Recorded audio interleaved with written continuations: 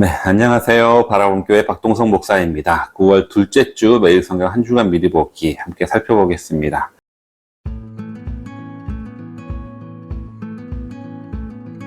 이번 주 매일 성경 본문은 열왕기상 4장 1절부터 7장 26절까지입니다. 크게 보면 4장은 솔로몬의 통치 조직을 확립하는 내용이고요. 5장은 성전 건축 준비, 그리고 6장, 7장은 성전과 왕궁을 건축하는 내용이라고 볼 수가 있겠습니다. 먼저 열왕기상 4장은 솔로몬의 국가 조직을 설명하고 있습니다. 1절부터 6절까지는 솔로몬의 중앙 관리, 그리고 7절부터 19절까지는 솔로몬의 지방 관리자들의 명단입니다. 20절부터 28절은 솔로몬의 왕국이 얼마나 번영했는지를 설명하고 있고, 그 다음에 29절부터 34절은 솔로몬의 지혜에 관해서 이야기하고 있습니다. 가장 먼저 솔로몬은 아버지 다윗의 정치제도를 그대로 이어받으면서도 동시에 새로운 관료들을 확장해가고 있음을 보여줍니다. 그 이유는 이스라엘의 규모가 더 커졌기 때문이죠. 중앙 관료들을 살펴보면 다윗과 솔로몬의 명단에서 주요 특징이 있는데, 다윗 시대에는 군사령관을 제일 먼저 언급했습니다.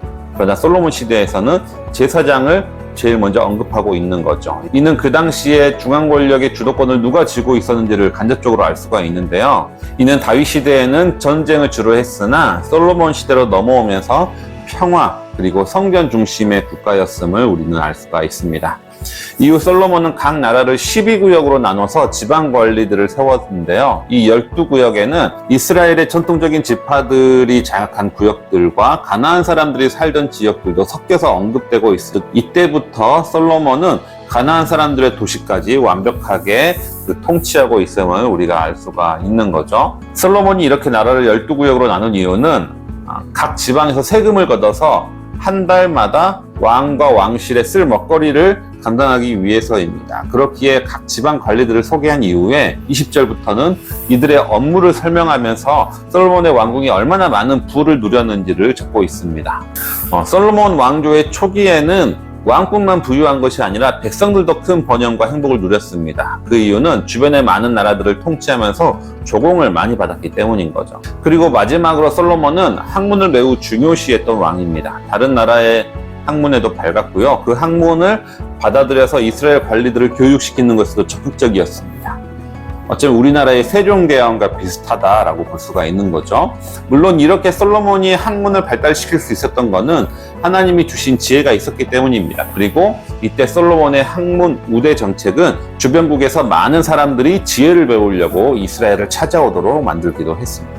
열왕기상 5장은 솔로몬의 성전 건축을 준비하는 장입니다. 1절부터 12절까지는 히람과의 교역을 통해서 건축 재료를 확보하고, 그리고 13절부터 18절은 부역 제도를 도입함으로 인해서 일꾼을 확보합니다.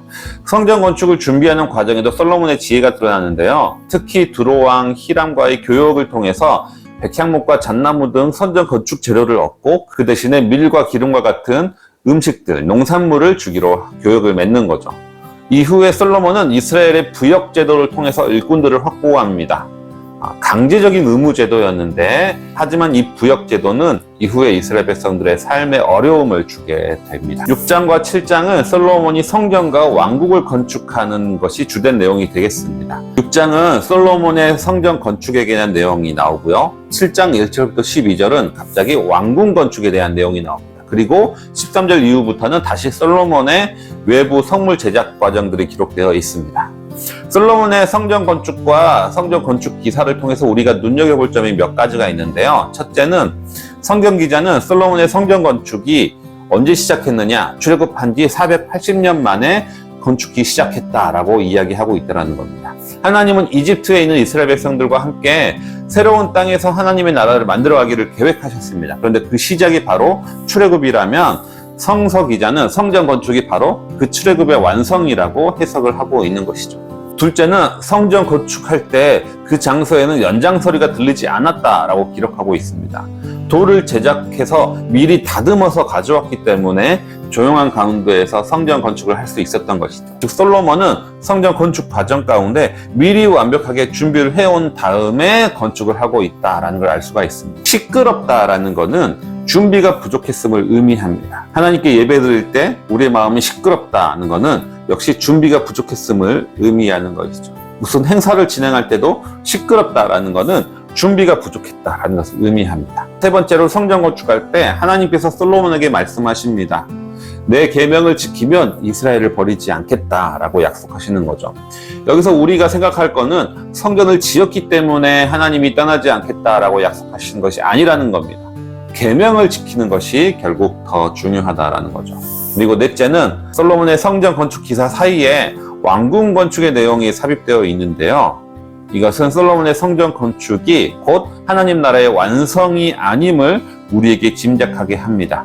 한계가 있다라는 거죠. 그 한계의 조짐으로 볼 수 있는 것은 첫 번째로 솔로몬은 성전은 7년 만에 짓는데 자기 왕궁은 13년 동안 짓는다라는 겁니다.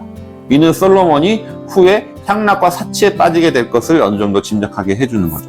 또 한 가지는 솔로몬이 바로의 딸을 위해 집을 짓는 것도 역시 언급하고 있다는 겁니다. 이는 정략 결혼을 통해서 평화를 유지하고자 하는 솔로몬의 나라 경영 정책을 보여주고 있습니다. 하나님을 의지하지 않고 있는 모습을 은연중에 비춰주고 있는 거죠. 종합해보면 솔로몬의 성전은 화려하게 지어지고 있는데 그 한복판에는 솔로몬이 통치하는 나라가 하나님 나라를 완벽하게 이루는 것은 아니라는 점을 우리에게 보여주고 있습니다.